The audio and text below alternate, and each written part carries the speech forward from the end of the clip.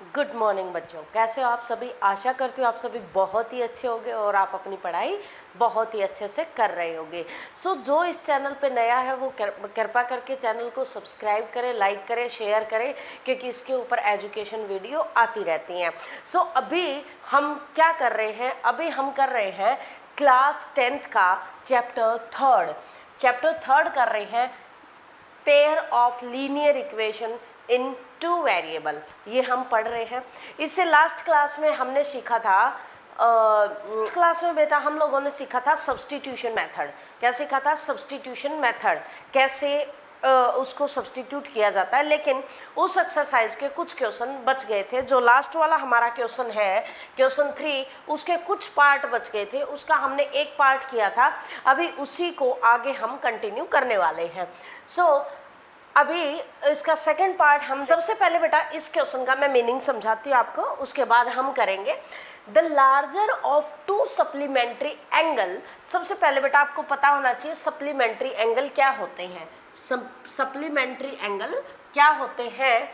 Angle exceed the smaller by 18 degree, find them. इसको find करना है। तो सप्लीमेंट्री एंगल वो एंगल होते हैं बेटा जो जिनका जोड़ जो होता है वो कितना आए, 180 डिग्री आए। जिनका जो ऐड करेंगे जब हम, कितना जोड़ आए, 180 डिग्री आए। सप्लीमेंट्री को हिंदी में कहते बेटा संपूरक। और एक होता है हमारे पास कॉम्प्लीमेंट्री। जो कॉम्प्लीमेंट्री होते हैं बेटा, कॉम्प्लीमेंट्री जो एंगल होते हैं वो पूरक कोण होते हैं। पूरक, उनका जो जोड़ है वो कितना आएगा, 90 डिग्री। उनका जोड़ कितना आएगा, 90 डिग्री। और सप्लीमेंट्री का 180 डिग्री। तो इसके अंदर हमें क्या दिया गया है कि the larger of to supplementary angle, कोई भी दो सप्लीमेंट्री एंगल दे रखे हैं, exceed the smaller by 18 degree. और जो लार्जर है, जो बड़ा वाला है, वो छोटे वाले से 18 अधिक है, 18 ज़्यादा है। एक्सीड मतलब ज़्यादा है। तो इसको हम कैसे करेंगे? देखिए, हमने क्या बनानी है, इसके अंदर समीकरण बनानी है, सेम इक्वेशन बनानी है। सबसे पहली बात तो दो एंगल दे रखे हैं और सप्लीमेंट्री एंगल दे रखा है। तो हम क्या करेंगे, मान लो लेट लार्जर एंगल, दो एंगल हमारे पास, मान लो लार्जर जो एंगल है उसको हमने x मान लिया, ठीक है। और जो स्मॉलर वाला है, स्मॉलर एंगल कितना हो गया हमारे पास, मान लो y हो गया। दो हो गए क्योंकि हम क्या पढ़ रहे हैं, टू वेरिएबल पढ़ रहे हैं, तो एक x हो गया, एक y हो गया।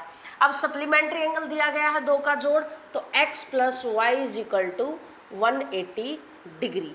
एक तो हमारे पास ये समीकरण आ गई, ठीक है, एक तो ये समीकरण आ गई। और दूसरी जो है, इसने कह रखा है जो लार्जर है, the larger of to supplementary angle, जो बड़ा वाला एंगल है वो एक्सीड द स्मॉलर बाय 18, कि उन दोनों को अगर घटाएंगे तो कितना बचेगा, 18 बचेगा। ये 18 ज़्यादा है बड़े वाला। तो इसका मतलब ये हुआ कि अगर हम x minus y is equal to x minus y करेंगे तो कितना आएगा बेटा, 18 डिग्री आएगा, 18 डिग्री आएगा। कैसे? जैसे x minus y is equal to 18 degree, x बड़ा है, बड़े में से छोटा जाएगा तो कितना बचेगा, 18 डिग्री। यह हमारी कौन सी समीकरण बन गई, 2 बन गई। सेम प्रोसीजर किसमें, जैसे सब्स्टिट्यूशन मेथड में हमने कल किया था, उसी का सेम क्या करना है, इसके अंदर से वैल्यू निकालनी है और इसके अंदर क्या करनी, पुट करनी है। अच्छा, कई बच्चों ने मेरे से पूछा कि मैम आपने ये करवाया कि मान लो फर्स्ट वाली इक्वेशन से हमने वैल्यू निकाली और सेकंड में पुट की, तो क्या हम सेकंड से निकाल के फर्स्ट में भी पुट कर सकते हैं? बिल्कुल कर सकते हैं बेटा, हम इससे भी वैल्यू निकाल के इसके अंदर पुट कर सकते हैं। उससे हमारा क्वेश्चन कोई गलत नहीं होगा, सेम टू सेम आंसर भी वही आएगा, सेम आएगा। हम इसमें से निकालेंगे तो बेटा पुट इसके अंदर करना पड़ेगा, और इससे निकालेंगे समीकरण से तो पुट इसके अंदर करना पड़ेगा। ये ऐसे करना है कि जिस उसमें से निकाला दूसरी इक्वेशन के अंदर क्या करना है, पुट करना है। अब इसको आप लोगों ने सॉल्व करना है, और जो भी इसको सॉल्व करेगा, जिससे ये सॉल्व ना हो, वो जा कर के पहले सब्स्टिट्यूशन मेथड सीखे और उसके बाद इसको सॉल्व करें। पिछली क्लास में मैंने सब्स्टिट्यूशन मेथड ही करवाया है, उसको बहुत अच्छे से करें और रिवीजन जितना करते रहोगे बेटा उतना ही आपको जल्दी जल्दी आता रहेगा। तो हमारा ये क्या था, क्वेश्चन थर्ड था, इसका सेकंड पार्ट था, ये हो गया। चलो इसको मैं कंप्लीट सॉल्व करके एक बार दिखा देती हूँ, उसके बाद ही आप करना। यहाँ से मैंने वैल्यू निकाली या यहाँ से निकाली, कहीं से भी हम निकाल सकते हैं। चलो हम इससे निकाल के इसके अंदर पुट करेंगे। तो x is equal to 18 minus का y उधर जा करके प्लस का y हो जाएगा। अब इस x की वैल्यू को इसके अंदर पुट करना है, पुट करेंगे तो कितना आएगा 18 plus y is equal to 180 degree. y और y कितना हो गया 2y, 18 plus 2y is equal to 180 degree. 2y is equal to 180 degree minus 18 degree. 180 में से क्या करना है, 18 को माइनस कर देना है, 162 बचेगा। तो यहाँ पे क्या आ जाएगा हमारे पास 2y इज इक्वल टू, जब हम इसको माइनस करेंगे 180 minus 18 is 162, y is equal to 162 divide by 2। इसको 2 से डिवाइड कर देंगे तो 2 से डिवाइड करने पर कितना आ जाएगा 81। तो y की वैल्यू हमारे पास कितनी आ गई बेटा 81 आ गई। अब x की वैल्यू, अब x तो ज़्यादा था ना, तो x कितना ज़्यादा था 18 प्लस y, यही तो था।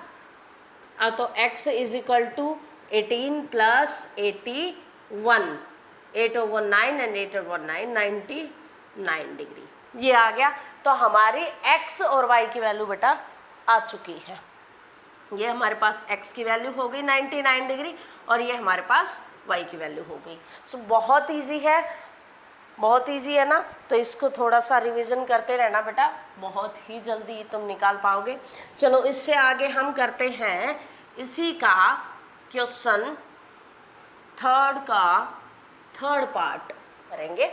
तो वो करते हैं, the coach of a cricket team, एक क्रिकेट टीम का जो कोच है, team buy 7 bat and 6 ball, वो 7 बैट और 6 बॉल खरीदता है। कितने रुपए में 3800 रुपये में। 7 बैट और 6 बॉल को क्या करता है, खरीदता है। Later she buys 3 bat and 5 ball, और 3 बैट और 5 बॉल खरीदता है 1750 रुपये में। तो find the cost of each bat and each ball, हर एक बैट और हर एक बॉल की क्या निकालिए, कीमत निकालिए, कॉस्ट निकालिए। Cost, find the cost, cost निकालनी है। तो बेटा हम सबसे पहले क्या करेंगे, माना अगर जो बैट है उसको x मान लेंगे कॉस्ट को, तो let the cost of bat कितनी x मान ली, माना बैट का मूल्य x। उसके बाद let the cost of ball क्या मान लेंगे y, इसकी कॉस्ट को क्या मानेंगे y मानेंगे, और इसकी बैट की कॉस्ट x और बॉल की कॉस्ट y। अब इन्होंने बोला है कि 7 बैट, 7 जो बैट है, 7 बैट को क्या माना x, 7x एंड 6 बॉल, और 6 बॉल एंड मतलब प्लस करेंगे, किसके बराबर है 3800 रुपये के बराबर है। ये हमने इक्वेशन कैसे बनाई है, ध्यान दो बेटा, बहुत ही इजी है। देखो कैसे बनती है, इतने रुपए है तो ये रुपए लगा दिया। अब कॉस्ट किसकी किसकी, ये बैट की और बॉल की, हमें नहीं पता, उसको हमने x और y माना है। तो अब कितने बैट की, 7 बैट की कॉस्ट और 6 बॉल की कॉस्ट 3800 है। तो 7 बैट की कॉस्ट करने के लिए x से मल्टीप्लाई, और बॉल 6 बॉल की कॉस्ट तो 6y, और दोनों को जो जोड़ेंगे तो वो कितना आना चाहिए 3800 रुपये। तो ये हमारी क्या बन गई, फर्स्ट इक्वेशन, समीकरण बन गई। And she buys 3 bat and 5 balls, 3 bat, अब देखो 3 बैट को फिर से x मान लिया, एंड 5 बॉल्स और 5 को y मान लिया, फॉर कितने की 1750 रुपये में। ये बन गई हमारे पास 2 समीकरण। बेटा कुछ भी नहीं करना, जैसे सब्स्टिट्यूशन मेथड से पिछले क्वेश्चन किए हैं ऐसे ही हमें क्या करना है, इसको सॉल्व कर देना है। पहली समीकरण बन गई, दूसरी समीकरण बन गई, यहाँ से x की वैल्यू निकाल लेंगे और इसके अंदर पुट कर देंगे। अब देखो x की वैल्यू निकालेंगे कैसे, सेम वही प्रोसीजर बेटा अपना, 7x is equal to 3800 plus का है उधर जा करके माइनस का 6y हो गया हमारे पास, 7 मल्टीप्लाई में उधर जाके डिवाइड में, तो x is equal to 3800 minus 6y divide by 7, और इस वैल्यू को इस वाली समीकरण के अंदर क्या कर देंगे, पुट कर देंगे। समीकरण किसमें, दूसरी वाली में क्या करेंगे, इसको पुट कर देंगे और क्या आ जाएगा, हमारा आंसर आ जाएगा। सो बहुत ही ईजी था ना, बहुत ही ज़्यादा ईजी था, आ गया होगा समझ में। अभी हम करने वाले हैं नेक्स्ट क्वेश्चन, इसी का 4 पार्ट। तो क्वेश्चन नंबर 3 का क्या है, अभी 4 पार्ट करेंगे अभी हम। मैं क्वेश्चन एक बार रीड करती हूँ, क्वेश्चन पढ़ती हूँ। The taxi charges in a city consist of a fixed charge together with the charge for the distance covered. For a distance of 10 km, the charge paid is rate 105, and for a journey of 15 km, the charge paid is 155. What are the fixed charge and the charge per kilometer? How much does a person have to pay for travel a distance of 25 kilometre? हमारे पास ये question है। तो अब देखिए बेटा, इसके अंदर क्या दे रखा है, टैक्सी का चार्ज है, ठीक है।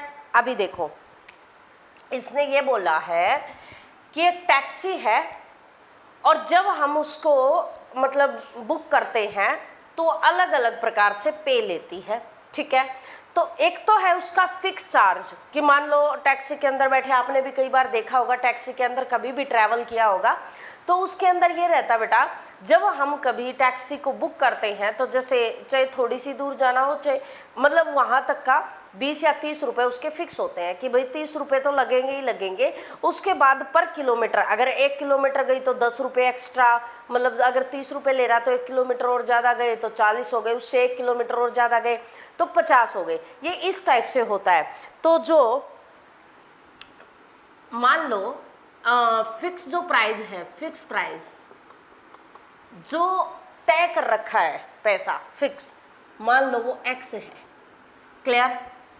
और जो पर किलोमीटर पे पेड करते हैं, जो पर किलोमीटर पे है, पर किलोमीटर पे मान लो वो है y। हमने एक को x मान लिया, एक को y मान लिया। तब हमारा जो क्वेश्चन है वो ये कहता है बेटा कि अगर फॉर अ डिस्टेंस 10 किलोमीटर, अगर 10 किलोमीटर रहा तो पेड कितना हो जाएगा, 105, उसको इतना पैसा देना पड़ेगा। मतलब प्राइस, फिक्स प्राइस x तो फिक्स हो गया, ये तो जुड़ेगा ही जुड़ेगा, उसके बाद 10y जुड़ेगा, तब जाके 105 बनेगा। हाँ बिल्कुल यही बात कही गई है बेटा। तो हमारी एक इक्वेशन तो ये बन गई, और सेकंड इक्वेशन कैसे बनेगी बेटा, सेकंड हमारी इक्वेशन बनेगी, इसके अंदर जो सेकंड बात कही गई है कि अगर 15 किलोमीटर जाता है तो कितना, 155 रुपये। तो x तो इसके अंदर भी फिक्स देना पड़ेगा, फिर 15 किलोमीटर, फिर y, फिर कितना 155, यही देना पड़ेगा। हाँ 155 ही है, ठीक है। तो इतना देना पड़ेगा। अभी इसको मान लेंगे समीकरण 2। ये पहली समीकरण हो गई, ये दूसरी समीकरण हो गई। अब इससे हमने क्या निकालना है, समीकरण को सॉल्व करना है, पर किलोमीटर वाला निकालना है और x की वैल्यू निकालनी है। आ जाएगा आंसर हमारा। पर किलोमीटर चार्ज के y माना था हमने, फिक्स प्राइस को x ले लिया था, और अभी इन दोनों इक्वेशन को क्या कर देंगे बेटा, सॉल्व कर देंगे, और आप इस क्वेश्चन को बड़े ही आसानी से कर पाओगे। मैंने समीकरण लिख दी है बेटा, इसको नोट कर लेना और नोट करके इसको सॉल्व करना, और सॉल्व करके जैसे मैंने पहले बोला था कमेंट में लिखना है, तो कमेंट में इसको लिख देना है। ओके, इसके बाद नेक्स्ट क्वेश्चन करते हैं 5 वाला पार्ट। इसका जो क्वेश्चन 5 है उसको पढ़ते हैं। क्वेश्चन 5 आपको यहाँ स्क्रीन पे दिख रहा होगा, आप इससे पढ़िए। देखो मैं पढ़ के बता देती हूँ। A fraction becomes 9/11 if 2 is added to both the numerator and the denominator. If 3 is added to both the numerator and denominator, it becomes 5/6. Find the fraction. एक भिन्न है, अब मैं हिंदी में समझाती हूँ इसी को, आपको हिंदी में नज़र आ रहा होगा, अभी आप उसको ध्यान से देखें। एक हमारे पास क्या है, भिन्न है, और उस भिन्न के अंश और हर में अगर हम 2 ऐड कर देते हैं तो 9/11 आ जाता है। एक भिन्न है जिसके हर और अंश के अंदर अगर हम 2 ऐड कर देते हैं तो वो 9/11 आ जाती है। और इसी प्रकार एक दूसरी भिन्न है जिसके हर और अंश में हम 3 ऐड कर देते हैं तो 5/6 आ जाती है। और वो भिन्न निकालिए, वो फ्रैक्शन ज्ञात कीजिए। तो माना जो भिन्न है हमारी, माना भिन्न जो है वो क्या मान ली, x/y मान ली, ठीक है, मान सकते हैं। अब इसको सॉल्व कैसे करेंगे, इन्होंने पहली बात बोली कि इसके हर और अंश में, ये इसका क्या हो गया, अंश, और ये इसका क्या हो गया, हर, ठीक है। डिनोमिनेटर एंड न्यूमरेटर, इसको क्या बोलते हैं, न्यूमरेटर। ये भिन्न का है हमारा अंश और हर। तो इन्होंने बोला है कि इस अंश में और इस हर में 2 जोड़ने पर हमारे पास जो भिन्न आती है वो आती है 9/11, ठीक है। कितनी आती है वो, 9/11, 9/11 आती है जब हम इसके न्यूमरेटर और डिनोमिनेटर में 2 ऐड कर देते हैं तब। सेम इसी तरीके से दूसरी बात बोली गई है कि इसके हर और अंश में अगर हम 3 ऐड करते हैं तो हमारे पास ये आती है 5/6 ये आती है। अब इसको सोल्व करना सीखेंगे बेटा। अब देखो इसको कैसे सोल्व करते हैं, बहुत ही ज़्यादा इजी है। पहले मैं एक ले लेती हूँ कि x+2 divide by y+2 is equal to 9/11, ये ले लिया। अभी करना है बेटा हमने क्रॉस मल्टीप्लाई। क्रॉस मल्टीप्लाई का मतलब समझते हो, इसकी गुणा इसके ऊपर वाले के साथ, ऊपर वाले गुणा नीचे वाले के साथ, मतलब 11 की गुणा x+2 के साथ और 9 की गुणा y+2 के साथ। ये हमने क्या करना है, मल्टीप्लाई करना है। मल्टीप्लाई सभी को आता है, ब्रैकेट को कैसे सोल्व करते हैं, इसकी गुणा इन दोनों के साथ हो जाएगी, सेम इसकी गुणा इन दोनों के साथ। 11 की मल्टीप्लाई x के साथ तो 11x, प्लस 11 की मल्टीप्लाई 2 के साथ 22, एंड 9 की मल्टीप्लाई y के साथ तो 9y, प्लस 9 की मल्टीप्लाई 2 के साथ तो 9 दूनी 18, ठीक है। अब हम क्या करेंगे, 9 को इधर ले आएंगे, 22 को इधर ले जाएंगे, 11x minus 9y is equal to 18 minus 22, 18 में से 22 गया, 4 बच गया, 11x minus 9y is equal to -4। हमारे पास ये क्या बन गई, पहली समीकरण बन गई। हमारे पास ये क्या बन गई, पहली समीकरण बन गई। और इसी प्रकार हम इसको सॉल्व करेंगे, क्रॉस मल्टीप्लाई करेंगे 6 की मल्टीप्लाई x+3 के साथ इक्वल टू 5 की मल्टीप्लाई y+3 के साथ, इसकी गुणा इसके साथ करेंगे दोनों के साथ तो 6 × x 6x हो गया, 6 की मल्टीप्लाई 3 के साथ करेंगे तो 18 हो गया, 5 की मल्टीप्लाई y के साथ करेंगे तो 5y, 5 की मल्टीप्लाई 3 के साथ करेंगे 5 × 15, ये आ गया हमारे पास। क्लियर है। अब ये आने के बाद सेम ऐसे ही 6x 5y इधर लेके आएंगे तो माइनस का 5y is equal to 15, plus का उधर जाएगा तो माइनस का 18, and 6x minus 5y is equal to -3 बच गया हमारे पास। ये हमारे पास दूसरी समीकरण बन गई। अब इसमें से हम x और y की वैल्यू बिल्कुल आराम से निकाल सकते हैं, जैसे ही सब्स्टिट्यूशन मेथड से, जैसे हमने पहले सीखा था। क्लियर है। इसमें किसी को कोई डाउट, इस ये 5 वाला पार्ट था, इसमें किसी को कोई परेशानी? मेरे हिसाब से तो नहीं होनी चाहिए, इससे आसान कुछ भी नहीं है बेटा, बहुत इजी है। 10th सिर्फ पता है क्या होता है, बच्चे आधे तो 10th क्लास से इसीलिए घबरा जाते हैं क्योंकि वो पहली बार बोर्ड की क्लास का फेस करते हैं। दूसरी बात, उनको आधा घर वाले डरा देते हैं कि बोर्ड की क्लास है, अब की बार तो पढ़ना ही पड़ेगा, पढ़ो पढ़ो, उन पे प्रेशर आ जाता है। आधे वो प्रेशर की वजह से नहीं पढ़ पाते हैं, तो तुम अपने माइंड को बिल्कुल फ्री रख के अगर अच्छे से पढ़ाई करो तो इससे इजी भी कुछ नहीं है।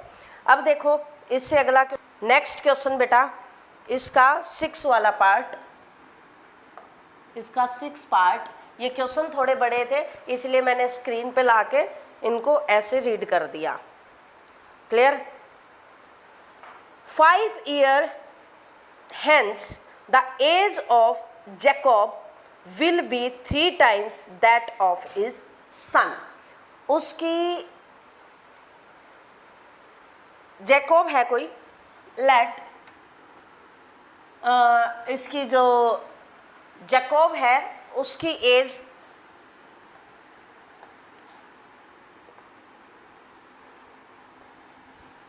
लेट जैकोब एज मान लो x है, ठीक है।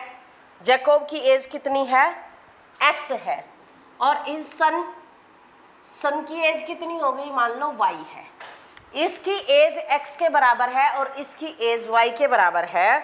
तो इन्होंने बोला कि 5 years hence the age of Jacob will be 3 times that of the son 5 years ago। ठीक है, ये अगला पॉइंट है, पहले इसको लिखते हैं। 5 साल के बाद जो सन की एज है उसका 5 गुना जैकोब की एज के बराबर है। आई बात समझ में? जैसे ही मैं बोलूँ 5 साल के बाद अगर जैकोब की एज 5 साल बढ़ेगी तो इसकी एज भी 5 साल बढ़ेगी। तो 5 ईयर के बाद जो जैकोब की एज है, जैकोब की एज 5 ईयर्स के बाद क्या होगा बेटा? 5 ईयर्स के बाद क्या होगी? x + 5। अगर इसकी एज बढ़ रही है तो इसके सन की भी ऑब्वियस सी बात है एज बढ़ रही है, हो जाएगी। और इसके सन की एज 5 ईयर्स के बाद, 5 ईयर्स के बाद कितनी हो जाएगी? y + 5 हो जाएगी। तो इसने बोला है कि जो जैकोब की एज है वो उसके बेटे की एज की 5 गुना हो जाएगी। उसकी बेटे की एज की 3 टाइम्स है ना। 1 मिनट बेटा, मैं क्वेश्चन रीड करती हूँ, 1 मिनट। 3 टाइम, सॉरी, ये 3 टाइम हो जाएगी इसकी एज, 3 टाइम दे रखा है, 3 टाइम हो जाएगी। 5 years ago और 5 साल पहले 7 टाइम्स हो जाएगी। हाँ, और इसी तरीके से एक समीकरण बेटा ये बन जाएगी हमारी, इस 3 से गुणा करने पर क्या आ जाएगा? x + 5 = 3y + 5 3 जा 15। ये आ जाएगा हमारा, इधर से ये वैल्यू उधर जाएगी और ये वैल्यू इधर आ जाएगी। तो x - 3y = 15 - 5। तो x - 3y = 15 - 5 इज 15 - 5 इज 10। तो एक समीकरण हमारे पास ये बन गई। अब दूसरी बात क्या बोल रहा है कि 5 साल पहले, अब 5 साल पहले की बात की जाए, इधर से 5 साल पहले तो इसकी एज x - 5 और इसके 5 साल पहले तो इसकी एज y - 5। दोनों की एज क्या हो जाएगी? 5 साल पहले। अगर देखा जाए तो जो जैकोब की एज है वो उसकी बेटे की एज की 7 गुना हो जाएगी। तो एक समीकरण हमारे पास कहाँ से आ जाएगी? यहाँ से आ जाएगी। 7 को हम मल्टीप्लाई करेंगे इधर अंदर, तो x - 5 = 7y - 35। हमारे पास ये आ गया। अब 5 उधर जाएगा, 7y इधर आ जाएगा, तो x - 7y = -35 + 5 is x - 7y = -30। दूसरी समीकरण हमारे पास ये बन गई। जब हम इनको सॉल्व करेंगे तो जो x की वैल्यू आएगी वो जैकोब की एज आ जाएगी और जो y की वैल्यू आ जाएगी वो उसके बेटे की एज आ जाएगी। क्लियर है? क्या ये सभी को समझ में आया? ये इस एक्सरसाइज का लास्ट क्वेश्चन था। ये प्रॉब्लम बेस्ड क्वेश्चन थे। अगर हो सकता था ये आपको इक्वेशन बनाने में थोड़ी सी परेशानी होती तो मैंने इसको सॉल्व कर दिया है। वैसे सब्स्टिट्यूशन मेथड ही यूज़ कर रहे हैं हम अभी, और नेक्स्ट क्लास में हम करने वाले हैं एलिमिनेशन मेथड, और वो इतना ही ईजी है जितना सब्स्टिट्यूशन मेथड है। सो बेटा चैनल को लाइक करें, शेयर करें, सब्सक्राइब करें, और जो इस चैनल पे अभी नए आए हैं, जो नए इस वीडियो को देख रहे हैं, so please subscribe this channel. and thank you for watching this video and thank you so much.